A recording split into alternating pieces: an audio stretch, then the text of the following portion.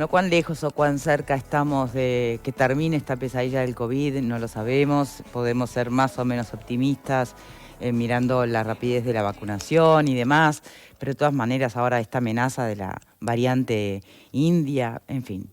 Lo único cierto es que, y que lo indiscutible, digamos, en este punto, salvo algunas minorías, por supuesto, creo que está haciendo ruido esto, es el tema de la vacunación como escudo, ¿no? Y en este sentido, el paro que está anunciado para el 17 de junio, bueno, ha generado bastante preocupación, sobre todo para quienes están agendados. Hay casi 50.000 personas para agendarse en esa fecha y además pensar en los que tienen que ir a vacunar, ¿no?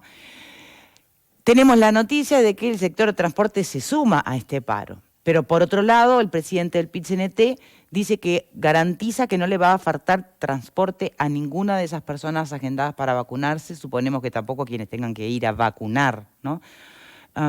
No son todos los sectores, no son todas las líneas, hay diferencia entre taxis y ómnibus y además si es interdepartamental o no. Bueno, para poder dilucidar un poco este tema nos está acompañando Miguel Marrero, que es dirigente de UNOT. ¿Cómo le va? Gracias por estar aquí. ¿Andan bien? Supongo que se entiende, ¿no? La preocupación de la gente en general. Sí, claro. Bien, ¿qué se puede informar? A ver, ¿qué servicios van a estar disponibles y cuáles no? Bueno, en principio está bien, me parece que es bueno empezar por ahí. Después de largas discusiones y un montón de puntos de vista dentro de la UNOT, decidimos en la tarde de ayer que van a parar todos los servicios de taxímetros, van a parar los ómnibus interdepartamentales en su totalidad, los compañeros del suburbano van a parar los trabajadores de COPSA y de CITA en todas sus líneas, y vamos a parar los trabajadores de las cooperativas de Montevideo, de UCOT y de COET, y van a adherir al paro sin parar los servicios los trabajadores de CUTSA y de COME.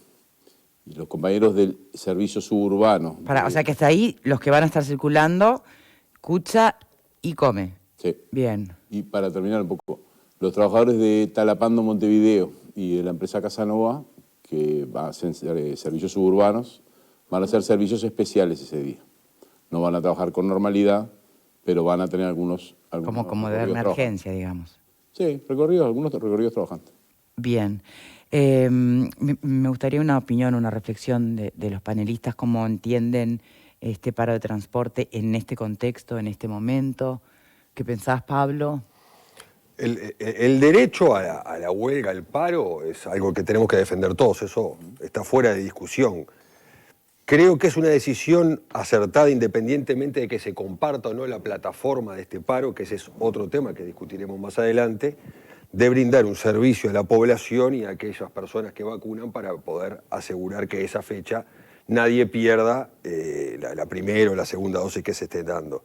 De todas maneras, y adelantando un poco, de pronto lo que vamos a hablar más adelante, hay un tinte político en este paro que de repente pues, más adelante se lo vamos a consultar. Bueno, no hay movimiento que no sea político, en la mejor concepción de la naturaleza de la palabra. Yo no lo digo en la mejor concepción de la naturaleza de la palabra. Eso me parece que... Bien, ok.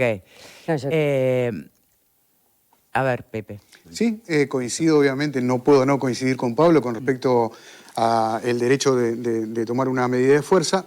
Sobre el impacto que pueda tener la vacunación, bueno, en realidad ya ocurrió esta situación, solo que ahí no hubo ningún servicio de emergencia, que fue el 1 de mayo, donde se postergó toda la vacunación de ese día, que cayó en sábado, para el lunes 3. Esto fue un acuerdo al que se llegó entre el Ministerio de Salud Pública y la Federación de Funcionarios de Salud Pública, precisamente porque ese día, recuerdo que cerca de 50.000 personas se tenían que vacunar. Como hoy. Exacto, y quedó postergado para el próximo día 3. Así que no sé si a los efectos de la campaña de vacunación tiene algún tipo de incidencia o solo se trata de correr el cronograma por algunas horas más.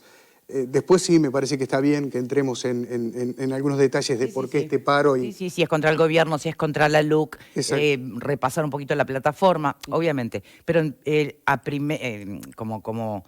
como gran titular, y como ciudadana, y en este contexto de pandemia, y con mi agenda que me costó tanto que me llamaran y me dieran hora, a mí lo que me preocupa es saber si voy a tener bondi o no para que me traslade al lugar, ¿no? O sea, básicamente, en general, después sí podemos afinar. Sí. Pero bueno, por eso estaba bueno que nuestro invitado explicara qué servicios iban a estar funcionando, cuáles no. Me quedó una duda, tema suburbanos, ¿no? De afuera hacia Montevideo.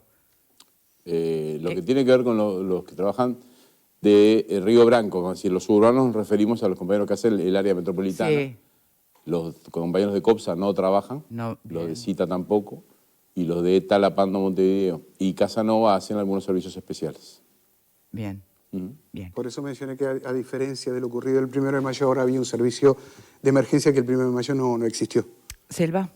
Bueno, yo creo que sí, que el paro tiene un contenido político, y me parece que están en su derecho de hacer el paro y de expresar esa disconformidad con la situación que se está viviendo.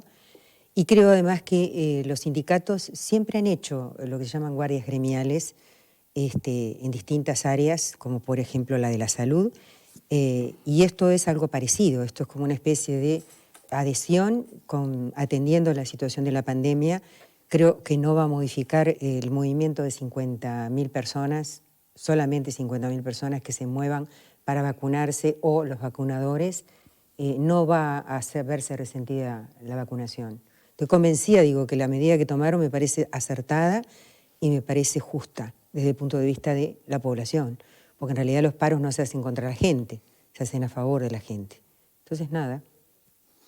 Bueno, sí, hay dos dimensiones para analizar, básicamente dos dimensiones, se puede analizar de otro punto de vista, pero para analizar esta medida es analizar el paro general en este momento, analizar sus motivaciones, sus fundamentos, a los cuales yo ya me he expresado en un sinnúmero de casos diciendo que esto es parte de un plan de desestabilización general que quieren hacer en este país.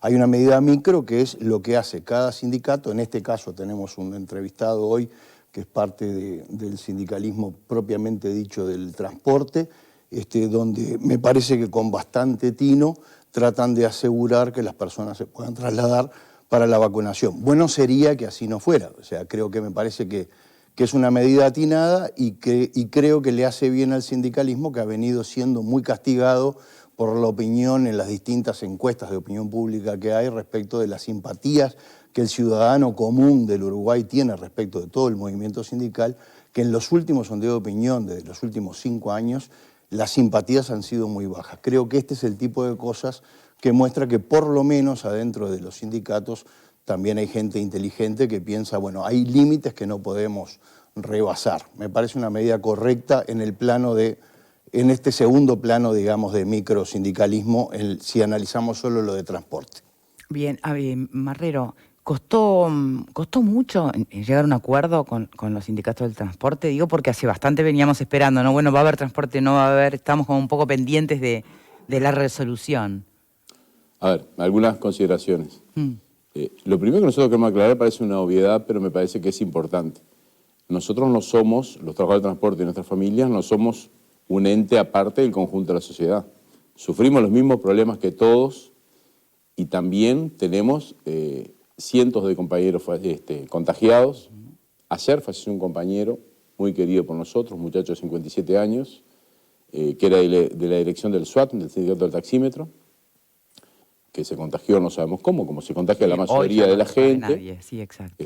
Todas las empresas hemos tenido, como no debe haber una familia o un trabajo en el Uruguay que haya estado ajeno a esta pandemia. Los trabajadores hemos sido sumamente responsables, lo digo en su conjunto y lo digo particularmente en lo que tiene que ver con el transporte. Digo, para no ser demasiado largo, los trabajadores del transporte desde el 13 de marzo del año pasado nunca hemos parado de trabajar. Hemos tenido, como decíamos, cientos de compañeros que han tenido que ir a seguro de paro en todas las ramas de actividad, compañeros que hemos perdido muchísimos jornales por lo que es certificación, seguro de enfermedad, hemos sufrido rebajas de salarios de distinto tipo, en general para poder mantener los trabajos se han ido haciendo acuerdos con las diferentes empresas, con los diferentes reguladores. En el caso de Montevideo, por ejemplo, la Intendencia nos propuso un plan que a nosotros no nos gustaba. A nadie le gusta que le bajen el salario o que le cambien las condiciones, pero bueno, con más gusto o con menos gusto tuvimos que aceptarlo para poder seguir trabajando. El Gobierno Nacional y la Intendencia de Montevideo están poniendo recursos extra, que son de todos los contribuyentes, lógicamente, para que el transporte siga, porque se considera que el transporte es fundamental para poder hacer funcionar una sociedad. Todos lo entendimos y en eso estamos. Desde ese punto de vista nos parece que a veces se rebaja un poco la mirada cuando no se considera ese punto en cuanto a la responsabilidad, ¿no? Estos días hemos escuchado hablar muchas veces, yo creo que a veces de forma un poco injusta, a veces de forma respetuosa y a veces no tanto, de cuál es la responsabilidad de los trabajadores del transporte y qué rol nos corresponde en este paro general. Lo dijimos desde el primer momento, desde el 13 de mayo, cuando se votó en la representativa el paro, nosotros entendíamos que había que postergar a las 48.000 personas que ese día tienen que ser vacunadas, así como ya ha pasado en otras oportunidades. Un poco como ustedes citaban, el 1 de mayo había la misma cantidad de gente para vacunar y ese día no se vacunó nadie. Parecía ilógico que el 1 de mayo hubiera vacunación, pero sin embargo, en la agenda del Ministerio se había fijado. Nosotros lo dijimos desde el primer momento. El Ministerio de Salud Pública, total y exclusivo responsable de la vacunación en el Uruguay, podía, y entendíamos que era lo que correspondía, haber cambiado la fecha de vacunación de esas 48.000 personas que se tienen que vacunar pasado mañana, y eligió no hacerlo. Está bien, es una jugada política. Cuando hablamos que el paro es político, por supuesto que el paro es político. Todo lo que hacemos es política, así lo entendemos desde los sindicatos. Venir a este programa fue una decisión política, no venir también lo hubiera sido. Cada cosa que decimos. A veces, algunas personas entienden que político es sinónimo de partidario y ahí no estamos de acuerdo. Por supuesto que cuando protestamos contra el aumento de la pobreza en el Uruguay, 100.000 nuevos pobres, de los cuales 80.000 personas viven en el interior del país, de los cuales la mayoría son mujeres con niños. Me parece que son datos que hay que tenerlos en cuenta. Cuando hablamos de la desigualdad, claro que es política, por supuesto que es política. Cuando los trabajadores firmamos contra la LUC, no firmamos contra el gobierno de la calle o un eventual gobierno del que le toque venir. Firmamos porque entendemos que nos recorta derechos y nos saca conquistas que son adquiridas.